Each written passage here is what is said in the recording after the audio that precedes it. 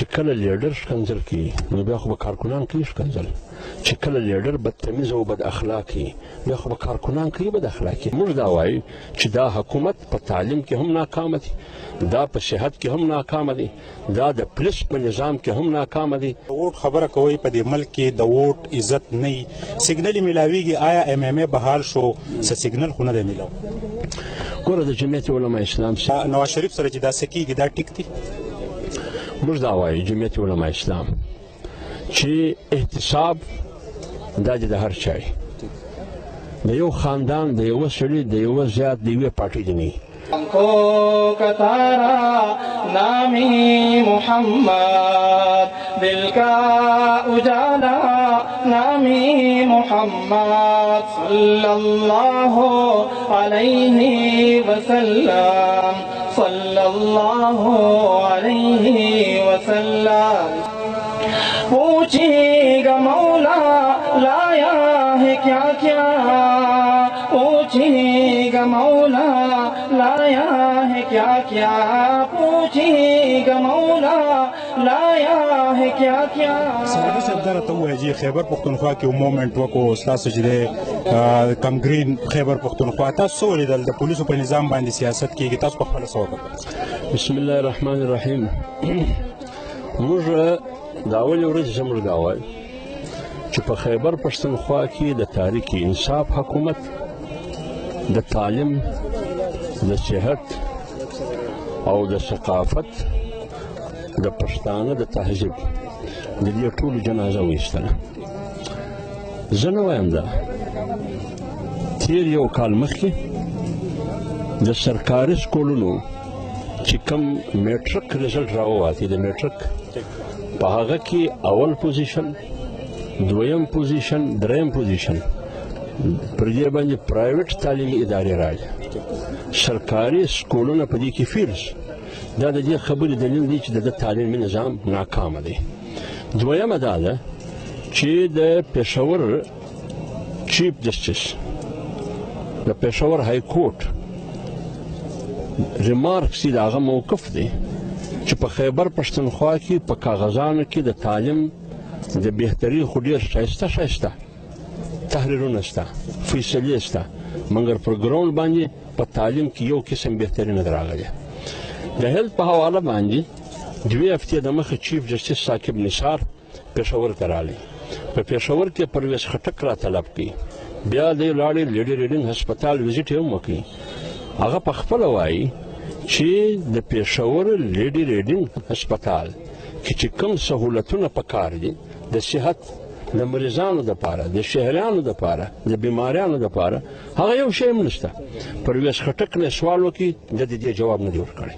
لهذا موږ دا وایو چې دا حکومت په تعلیم کې هم ناکامه دی، دا په صحت کې هم ناکامه دی، دا د پولیس په نظام کې هم ناکامه دی. په بنو کې یو جلسه ده د تحریک انصاف لیډر عمران خان په خپله په جلسهګاه کې پوښتنه کوي، پرویز خټک ورته ولاړ دی چې ستاسو تعلیمي نظام بهتر دی؟ هغه ورته نه. ستاسو د پولیس نظام بهتر دی؟ تبدیلي راغلی نه.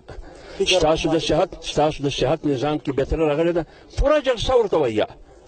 دا د دې خبرې ثبوت دی چې یوه تبدیلي نه ده راغلې. تاسو د ووټ خبره کوئ، په دې ملک کې د ووټ عزت نه وي، سیګنل یې میلاویږي. آیا ایم ایم ای بحال شو؟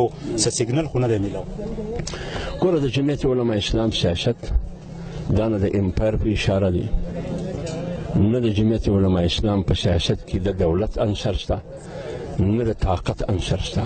دغه غریب عوام دي، پبلیک دي. همیشه جمعیت علما اسلام که ایوانو ته ځان رسوي هغه د عوام د ووټ په نتیجه کې رسوي. لیکن کم سیاست چې پی ټی آی کوي ته وینې چې څه خلک الکټیبل دته روان دي، یا د پیپلز پارټي دي، یا د مسلم لیگ کاپ دي، یا د ام کیو ایم دي. د دې پارټیانو خلک دا روان دي، په پی ټی آی کې شمولیتونه کوي، او دا ګرد هغه خلک دي چې د هر یوه دوې درې پارټۍ بدلې کړي دي او په مختلفو حکومتونو کې پاتې شوي دي. دې کومه تبدیلي راوستله؟ نو لهذا موږ دا وایو چې دا لوټه پارټۍ ده. بلوچستان کې د سېنیټ چیرمین ته د هغه د کور دروازې چا وښویې؟ نه، مطلب دا دی موږ دا وایو، بلکې زه ما څه کوې د پاکستان تمام سیاسي لیډران دا وایي چې د سینټ په الیکشن کې که په خیبر پښتونخوا کې ده، که په پنجاب کې دي، که په سند کې دي، که په بلوچستان کې دي، د سینټ په الیکشن کې پیسه خرڅه شوې ده. دا ټول سیاستدانان وایي چې پیسه خرڅه شوې د سینټ په الیکشن کې، خرید و فروخت شوی دی د سینټ په الیکشن کې. اوس د دې سره به حساب څوک کوي؟ موږ دا وایو چې کوم څوک خرڅ شوي دي د هغه سره دې حساب وشي، چې کوم چا خرچلاو کړی دي، خرید یې کړی د هغه سره دې حساب وشي. د دې په نتیجه کې چې کوم سینیټر اپر هاوس ایواني بالا ته تللی دي هغه دې هم در ګریوان راوباسي ودې غورځي. ما اوس راځم هغه ځای دا زه جرنل خبره درته کوم هر ځای چې خرج و فروخت شوی. اوس دې ځای له راسه چې عمران خان وایي چې ما 20 امپیاګان وایستو، 20 امپیاګان. د 20 امپیاګان کې هغه امپیاګان هم وایستو چې په 2015 کې پر هغه الزام و چې دوی ووټ خرڅ کړی. په 2015 کې هغه نه وایستو، په 14 کې نه وایستو، په 19 کې میاشتې مخکې وایستو. لهذا دا دوکه ده. بالکل زه دا وایم چې دا عمران خان خلک دوکه کوي، خلک غولوي. دی که رښتیا واقعي د هارس ټریډینګ خلاف دی، دی په سینټ کې د پیسو خلاف دی، د پیسو د استعمال، نو بیا چې کوم څوک خرڅ شوي دي د هغه خلاف دې هم کاروایي وکړي اصل خلک، او چې کوم چا رانیول کړي دي چې خرید یې کړی دي د هغه خلاف دې هم کاروایي وکړي، او چې کوم څوک د دغه خرید و فروخت په نتیجه کې نن په سینټ کې ناست دي هغه دې هم د سینټه څخه وباسي. سنیټر صاحب د نواز شریف سره چې داسې کېږي دا ټیک دی؟ موږ دا وایو جمعیت علما اسلام چې احتساب دا د هر چا د یو خاندان د یوه سړي د یوه زیات د یوې پارټۍ دی نه احتساب دې وشي، علی العموم دې وشي، هغه که د جمعیت علما اسلام سره، هغه که د پیپلز پارټۍ سره، هغه که د مسلم لیگ سره، هغه د عمران خان سره، احتساب دې د ګردو سره. سوال دا دی چې افشور کمپنۍ مسله د پاناما لیکس نه شروع ده. په پاناما لیکس کې تقریبا 1500 کسان چې هغه افشور کمپنۍ لري. په 1500 کسان کې ګرد قوم دا سوال کوي چې د هغه افشور کمپنۍ حساب کتاب کیږي، د هغه اساسي حساب کتاب کیږي چې هغه د نواز شریف د خاندان سره تعلق لري. 499 کسانو حساب نه کیږي، بلکې په خیبر پښتونخوا کې هغه خاندان چې هغه 40 افشور کمپنۍ لري هغه په تحریک انصاف کې شمولیت وکړي. نو موږ دا مجلس کوو چې حساب علل کلیه د هر چا سره باید حساب وشي. یو پارټۍ، یو خاندان، یو کور باید ټارګټ نشي.